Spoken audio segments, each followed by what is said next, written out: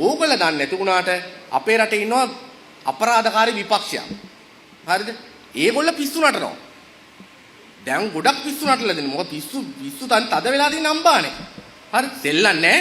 හතර වටේට බඩු හම්බ වෙනවා. හරිද? බිරිඳත් යනවා මහත්යත් යනවා ඔක්කොම ටික ඇතුළට දැන් යන්න පටන් අරගෙන තියෙන්නේ. ඒ නිසා දැන් ගොඩක් වෙලාවට මම හිතන්නේ ඒගොල්ලෝ රැස් වෙලා ඇතුලේ බන්ධනාගාරයේ ජනාධිපති කෙනෙක් එහෙම කෙනෙක් පත් කරගන්න ඒගොල්ලන්ට ප්‍රජාතන්ත්‍රවාදී ඉදිරි කාලේදී හම්බ වෙනවා. ඉතින් අම්මේ කලබල වෙලා තියෙන්නේ. පිස්සු ටික වගේ නටනවා. එතකොට දැන් අපි මොකද වෙන්න ඕනේ? පිස්සු නැටුවට කමන්නේ නැහැ. හැබැයි දොස්තරලා කලබල වෙන්න එපා. ඒ නිසා ඕගොල්ලෝ තමයි දැන් මේක ඇතුලේ දොස්තරවරු. ඇයි? පළවෙනි වතාවට ඔයාගේ දුවට පුතාට රටක් හදන්න යන්නේ.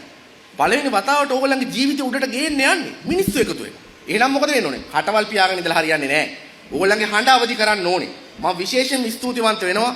මම විශේෂයෙන් මෙතන අපි දන්නවා පාස්කු ප්‍රහාරය ඇතුලේ මොකද්ද උනේ කියලා. අද මොකද්ද හෙළිදරව් වෙන්න යන්නේ කියලා දන්නවා. නේ? පාස්කු ප්‍රහාරය කියලා කියන්නේ මොකද්ද? අපේ රටේ කොළොන්නා විතරක් ගත්තොත් එහෙම මම දන්නේ මෙතන ගොඩක් මුස්ලිම් ජනතාව ඉන්නවා මොනතරම් පීඩාවකටපත් වුණාද? කොතනද මේ ප්‍රශ්නේ ගිහිල්ලා තියෙන්නේ? අවසානයේදී අද පාස්කු ප්‍රහාරය කියන්නේ මොකද්ද? සැලසුම් සහගත කුමන්ත්‍රණයක්. 300කට වඩා මිනිස්සු ආදරණීය අපේ ලංකාවේ මිනිස්සු අමුමුවේ පල්ලිය ඇතුලේ මරලා දැම්මා. 500කට වඩා වැඩි පිරිසක් අද අපඝාත බවට පත් වෙලා තිනවා. ඝාතනය කළා තියෙන කුමන්ත්‍රණය කළා. අපිට මුලින් එද්දි මං හිතන්නේ මිනිස්සුන්ට තේරුන්නේ නැහැ වඳ කොත්තු එද්දි අම්මට සිරි මාර ප්‍රශ්නයක් කියලා අපිට හිතුණා. හරිද? වඳ සාපිලා එද්දි අපිට හිතුණා යකෝ පැලෝපිය නාලේ මිරිකල දැන් ළමයි නතර කරන්න පුළුවන් කියලා අපිට හිතුණා. හරිද? එහෙම සංවාදයක් හැදුණා. මොකද්ද දැන් අවසානයේ වෙලා තියෙන්නේ?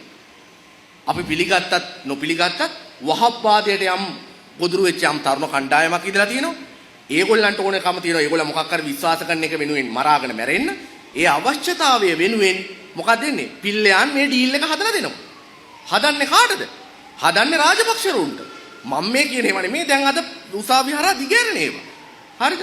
පාස්කු ප්‍රහාරය වෙලා සතියක් වෙද්දි නාමල් රාජපක්ෂ බැසිල් රාජපක්ෂ මහින්ද ගිහිලා මේ හම්බ වෙනවා කවුද පිල්ලයන් මොකද්ද මේ අපේ රටේ වෙලා තියෙන්නේ සැලසුම් සහගත දේශපාලන කුමන්ත්‍රණයක් දැන් තමයි මේව එකිනෙකට සම්බන්ධ වෙන්නේ දැන් ගෝඨාභය රාජපක්ෂට විදේශ තානම ගහපු ගමන් අම්මට සිරි ඔක්කොම ටික කලබල වෙලා තියෙන්නේ හරිද මං කියන්නේ දැන් ඕගොල්ලෝ මොකද කරන්න ඕන කටවල් පියාගෙන ඉන්නේ ඕගොල්ලෝ බලාගෙන ඉන්නේ ඇයි මොකටද කට පියන්නේ ඕගොල්ලන්ගේ දරුවන්ගේ ජීවිත විනාශ කරා. අවුරුදු ගාණක් මේ රටවල් පස්සට දැම්මා. අපරාධකාරයෝ.